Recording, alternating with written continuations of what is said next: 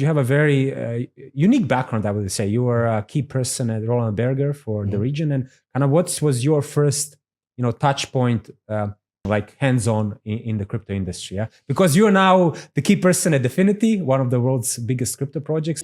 I initially started as a software engineer back in the early days. So you studied computer science? Yeah, exactly. So I actually coded, and I mean, in the early days of kind of the movement of Web 1 to Web 2, like when web became dynamic with PHP. Then I moved into the corporate world, did an MBA on top, and then I moved into the energy industry because I was actually doing my MBA with a thesis on comparing the internationalization strategies of two of the major European energy. That got me into energy. So fast forward, spent a good portion of my career in energy, then came to Dubai as part of the energy industry, became the CEO of a joint venture. When you're saying energy, I'm thinking about miners now. So I think there is a parallel there. It's coming. It's coming.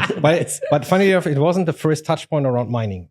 Okay. But it played a big role. So I came here to Dubai with one of the largest German energy companies. They had a joint venture with DEWA.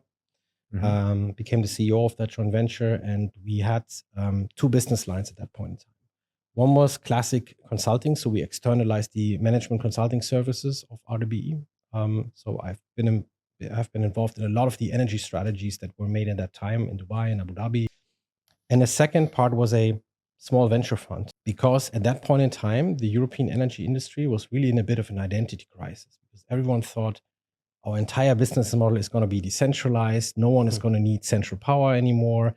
Everyone can sell electricity with a retail license, so what's left for utilities? And we started to set up innovation hubs across the world, in Silicon Valley, in Dubai, in Berlin, and so on. And we defined themes about what could be the future of energy.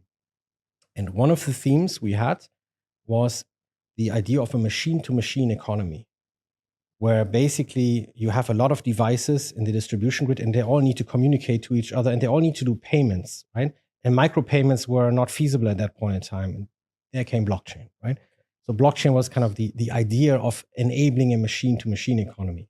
Then obviously the entry gate late 2014 was Bitcoin. Then a year later, Ethereum, and then the journey started from there.